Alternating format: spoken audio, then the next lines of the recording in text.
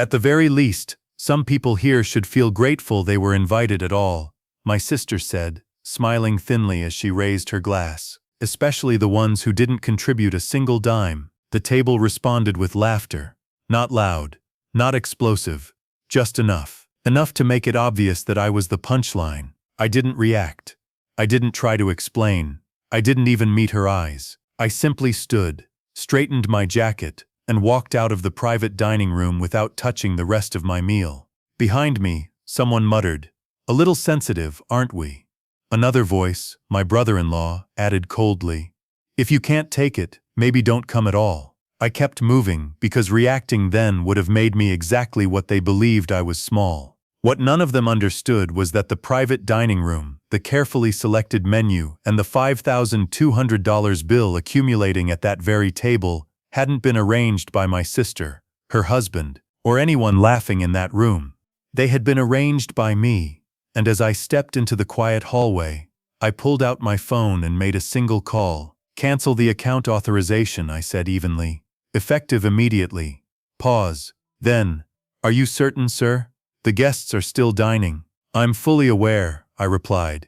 "Also, remove my name from the reservation and transfer billing to the listed host." Another pause. "Understood." I ended the call and slid my phone back into my pocket. Inside that room, the laughter continued for about 3 more minutes. Then the manager walked in, and everything shifted. "My name is Aaron Hale. I'm 36, and I've spent most of my life learning a simple truth people usually realize far too late. If you allow others to define your worth, they will always choose the version of you that serves them best." To my family, I was the quiet one.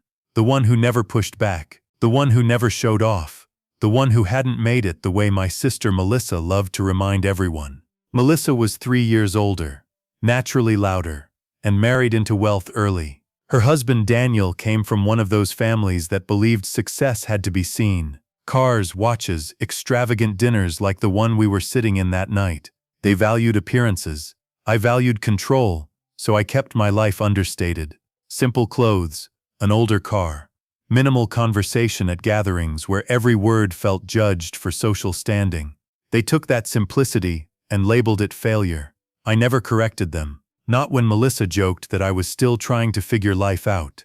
Not when Daniel casually asked if I needed connections for better opportunities. Not even when they assumed I was struggling just to pay my bills. What they didn't know was that for the past 4 years, I had been running a private event logistics company that managed high-end bookings for clients who valued discretion over attention. Hotels, corporate retreats, private dining experiences, including the one they were enjoying that night. And that evening, Melissa made a mistake she had never made before. She humiliated me in a room I controlled. The manager stepped into the private dining room at the exact moment dessert menus were being handed out. Timing matters. It always has. I wasn't there to witness it, but I didn't need to be. I could already imagine the shift the moment he cleared his throat and said, "I apologize for the interruption, but there appears to be an issue with the billing authorization for this table." Melissa would have frowned first. Daniel would have leaned forward, already annoyed at being interrupted. "Just charge the card on file," he would have said, confident and dismissive. And that's when the manager would have delivered the line I had set in motion. "Sir, the account holder has withdrawn authorization. We'll need another form of payment to continue service." That's when the laughter dies. Because humor only survives when people feel secure. Remove that security, and everything becomes personal. I was halfway to the exit when my phone began to vibrate. "Melissa." I ignored it. Then Daniel. Then Melissa again. On the third call, I stepped outside into the cool night air and answered. "What did you do?" she snapped. No greeting. No pause. I leaned against the stone pillar outside the restaurant entrance and replied calmly. "I removed myself." "Did you plan this?" Daniel's voice cut in from the background. Now there was no laughter left, only tension, and the slow realization that the man they mocked was the one controlling the bill. "Don't overreact," Melissa said. But her voice had already shifted, less steady, sharper at the edges. "Just fix this and come back inside." Fix it. As if I were still part of the staff in her version of reality. I let a moment pass before answering. No silence. Then Daniel stepped in, his tone tight. "Look, Whatever point you're trying to prove, this isn't the place. We have guests here. Guests, people invited to witness their version of success. I glanced through the glass doors. I could see the table clearly now. Crystal glasses, white linen. A setting designed to project importance. But importance fades quickly when the bill becomes real. You should have thought of that earlier, I said. Melissa exhaled sharply. Aaron, it was just a joke. No, I said quietly. It wasn't. Another silence. Longer this time. Then Daniel lowered his voice, the way men do when they realize they've lost control. How much is it? 5,200 and change, I replied. I heard someone at the table ask, "Is everything all right?"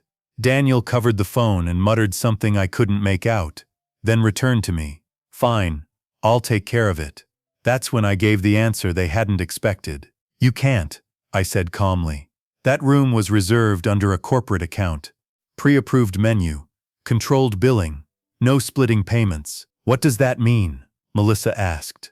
"It means," I said, "the only person that room recognizes as responsible just walked out." "What do you want?" Melissa asked. No anger now. Careful. That shift told me everything. I didn't respond immediately. I let the sounds of the street fill the silence between us, the kind of quiet that forces people to confront their own mistakes. "I want nothing," I said at last. "That's the point." Daniel cut in again, sharper now. "You don't just get to leave us like this." I almost smiled, because that's exactly what they had been doing to me for years. "I didn't leave you," I said. "I just stopped carrying you." I could hear movement on their end. Chairs scraping, voices lowering. The manager likely standing close enough now to make everything feel official. Melissa spoke again, softer this time. "Aaron, just come back. We'll talk. We'll fix it. Fix it." As if respect could be painted over damage. "No," I said again. "You had your moment. Now I've had mine." Another pause. Then Daniel tried one last angle. "You're embarrassing your own family." I let that settle before answering with the truth he hadn't earned. "No," I said quietly. "I'm letting you feel exactly what you tried to make me feel." I ended the call before either of them could respond. Inside, the dinner had already transformed. What began as a performance had become a problem, and problems, unlike jokes, always require payment. I didn't go far.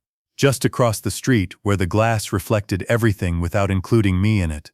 From there, I watched the shift unfold in real time. The manager stood beside the table now.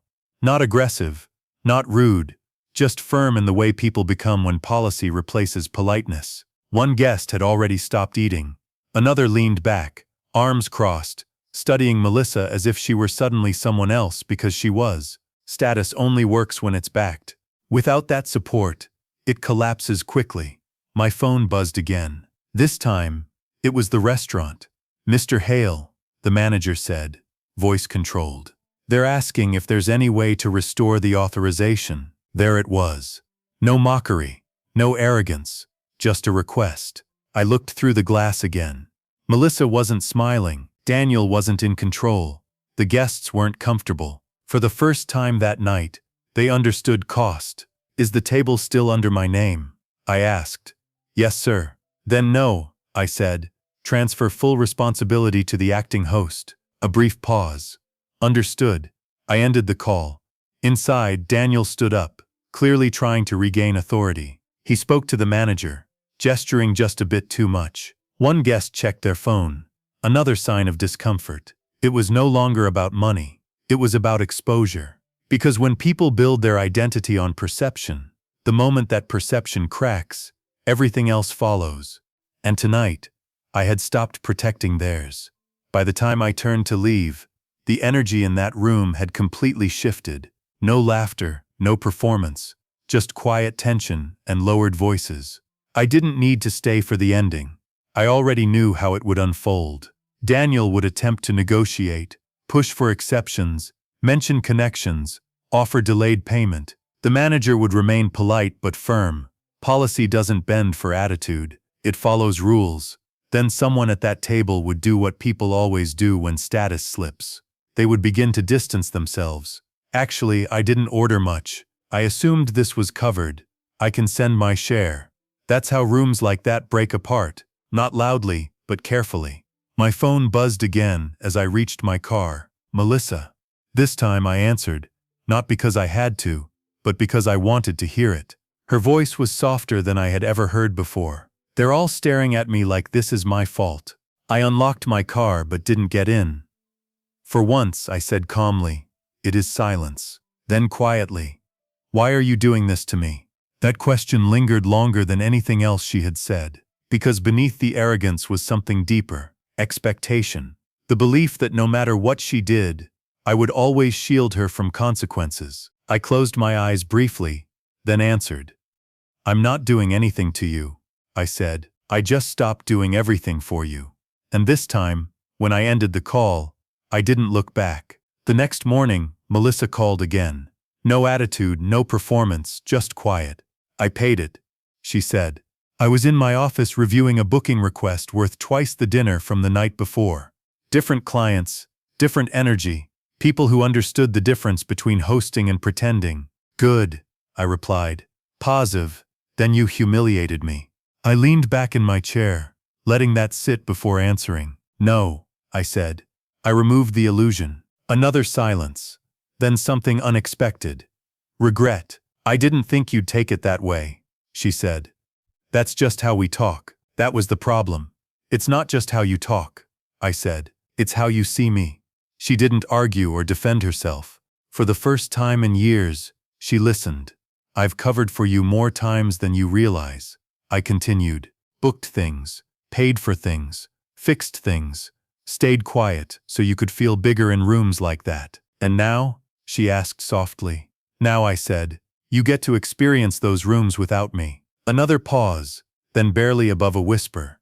Are you done with me? I looked out at the city, at people moving through their own illusions of importance. No, I said. I'm just done being invisible. I ended the call and returned to work, because respect isn't something you demand, it's something you stop giving away. If this story hit you, don't forget to like, share and subscribe to *A Father's Wrath*, * for more powerful stories like this.